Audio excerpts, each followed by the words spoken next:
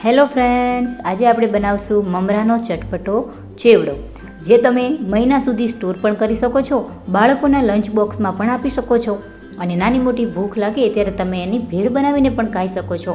તો એના માટે આપણે એક સ્પેશિયલ મસાલો પણ બનાવશું, જે આ મસાલાથી ચેવડાનો સ્વાદ બમણો થઈ જશે. તો ચાલો બનાવવાનું શરૂ કરી લઈએ.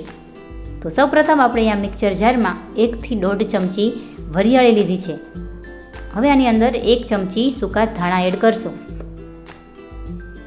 હવે આમાં 1 ચમચી કાશ્મીરી લાલ મરચું પાવડર એડ કરશું. આનાથી ચેવડાનો કલર એકદમ સરસ આવશે. હવે આમાં 1 ચમચી આમચૂર પાવડર એડ કરશું. હવે આપણે 1 ચમચી સંચળ પાવડર એડ કરશું. હવે આમાં અડધી ચમચી ચાટ મસાલો એડ કરશું અને અડધી ચમચી મીઠું એડ કરશું. અને ચેવડામાં થોડીક મીઠાશ આવે એના માટે 2 થી 3 ચમચી ખાંડ એડ કરશું. અને આ બધી જ વસ્તુને આપણે સરસ રીતે ઢાંકણ ઢાંકીને આને પીસી લઈશું. તો ચાલો હવે આને પીસી લઈએ.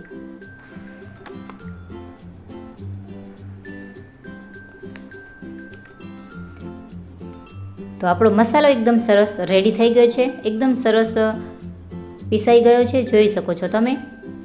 તો હવે આ મસાલાને આપણે સાઈડ ઉપર મૂકી દઈશું અને આપણા મમરાને ચાળી લેશું. તો ફ્રેન્ડ્સ, અહીંયા મેં 250 થી 300 ગ્રામ જેવા મેં મમરા લીધા છે. આ મમરાને આપણે મોટા ચારણાની મદદથી સરસ રીતે ચાળી લેશું, જેથી એમાં થોડો જે કંઈ કચરો હોય તે નીકળી જાય.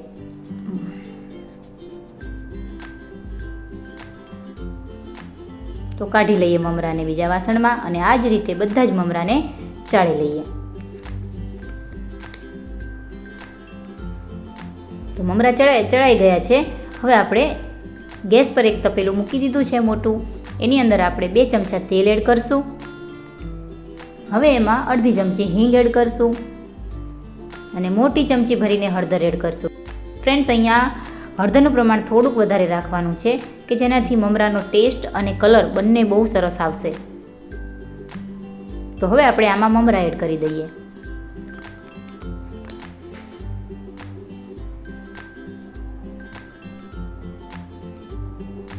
હવે આ મમરાને આપણે સતત કન્ટિન્યુઅસલી 5 થી 7 મિનિટ માટે સરસ રીતે શેકી લેવાના છે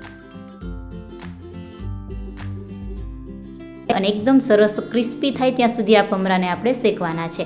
તો તમે જોઈ શકો છો એકદમ સરસ મિક્સ થઈ ગયા છે મમરા. અને આ જ રીતે આપણે સતત 5 મિનિટ સુધી આને ચલાવશું અને ધીમા ગેસની ફ્લેમ પર જ આપણે મમરાને શેકવાના છે, નહીંતર બળી જશે. આપણે વધારે બ્રાઉન નથી કરવાના. અને આ રીતે ચેક કરવાનું તો મમરા એકદમ ક્રિસ્પી થઈ ગયા છે. તો ફ્રેન્ડ્સ, હવે આપણે આ મમરાને સાઈડમાં મૂકી દઈશું.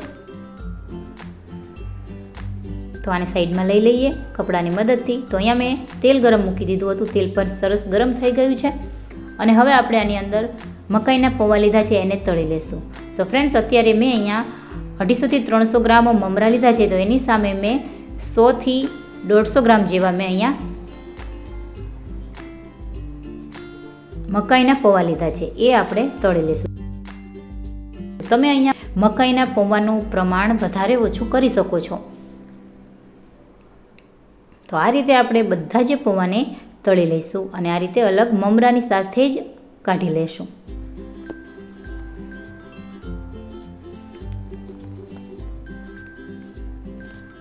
હવે અહીંયા 1 વાટકી જેવા એટલે કે 100 ગ્રામ જેવા મેં મગફળીના માંડવીના બી લીધા છે, એને પણ આપણે સરસ રીતે તળી લેશું. તો ફ્રેન્ડ્સ, અહીંયા માંડવીના બી તળતી વખતે ખાસ ધ્યાન રાખવાનું કે વધારે પડતા બળી ના જાય, અંદરથી કાચા ના રહે. એટલે ધીમા ગેસની ફ્લેમ પર હળવા હાથેથી આને તળવાના છે. થોડો કલર ચેન્જ થાય અને તમે જોઈ શકો છો માંડવીના બીનો કલર ચેન્જ થયો છે ને ઉપરથી થોડી થોડી તિરાડ પણ થઈ ગઈ છે. તો આ રીતે થાય એટલે તળાઈ ગયા છે. તો હવે આ બીને આપણે લઈ લઈશું અને જેમાં આપણે મમરાને પૌવા એડ કર્યા છે એની સાથે જ એડ કરી દઈશું. તો આ રીતે આપણે બધા જ બીને સિંગદાણાને તળી લઈશું.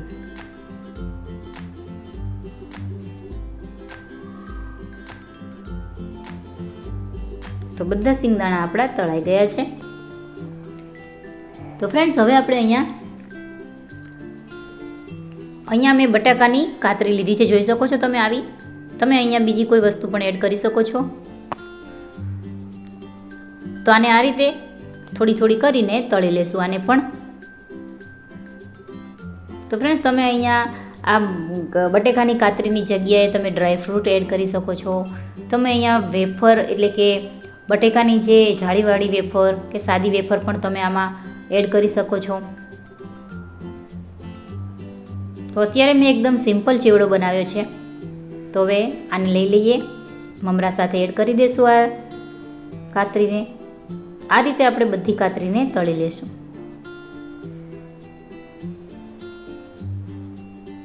તો આ જ રીતે આપણે તળી લઈએ બીજી બાકીની કાતરીને પણ.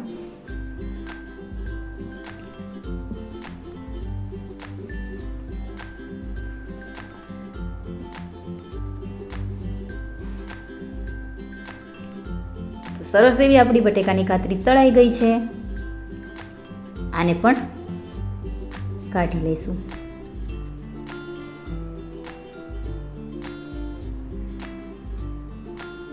તો ફ્રેન્ડ્સ એકદમ સરસ આપણી બધી જ વસ્તુ સરસ એવી તળાઈ ગઈ છે.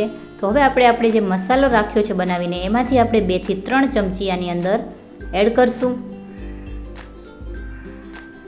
મસાલો ફ્રેન્ડ્સ બધી વસ્તુ ગરમ ગરમ હોય ત્યારે જ એડ કરવાનો, જેથી બધો મસાલો સરસ રીતે બધી જ વસ્તુ સાથે કોટ થઈ જાય અને બધામાં એક સરખો મસાલો લાગે. એટલે ગરમ ગરમ હોય ત્યારે એની સાથે તમારે મિક્સ કરી લેવાનો મસાલો. તો આ રીતે આપણે ચમચાની મદદથી હળવા હાથેથી ફેરવી લઈશું ને સરસ રીતે મિક્સ કરી લેશું. અને હવે આપણે હાથથી પણ સરસ મિક્સ કરશું. તો હાથની મદદથી એકદમ સરસ રીતે મિક્સ કરી લઈએ. આ રીતે ઉપર નીચે પણ કરી લેવાનો. તમે જોઈ શકો છો એકદમ આપણો મમરાનો ચેવડો એકદમ ટેસ્ટી, સુપર અને સ્વાદિષ્ટ એવો મમરાનો ચેવડો તૈયાર થયો છે. તો ફ્રેન્ડ્સ અહીંયા હું મીઠા લીમડાના પાનને તળીને એડ કરતાં ભૂલી ગઈ હતી. તો એ અત્યારે આપણે ફરીવાર તળી લઈએ એકવાર મીઠા લીમડાના પાનને અને એને પણ આમાં એડ કરી દઈશું. તો ફ્રેન્ડ્સ અહીંયા તમે લીલા મરચાંને પણ તળીને એડ કરી શકો છો, પણ મેં મરચાં એડ નથી કર્યા કારણ કે હું આ બાળક માટે બનાવી રહી છું. તમે મરચાં તીખું ચેવડો ભાવતો હોય તો તમે એડ કરી શકો છો. નાના મોટા બધાને ભાવશે આ. તો ફ્રેન્ડ્સ તમને અત્યાર સુધીનો આ વિડીયો પસંદ આવી રહ્યો હોય તો વિડીયોને લાઇક કરી દેજો, શેર કરી દેજો અને ચેનલ પર નવા હોય તો ચેનલને સબસ્ક્રાઈબ પણ કરી લેજો. બેલ આઇકન દબાવવાનું ભૂલતા નહીં.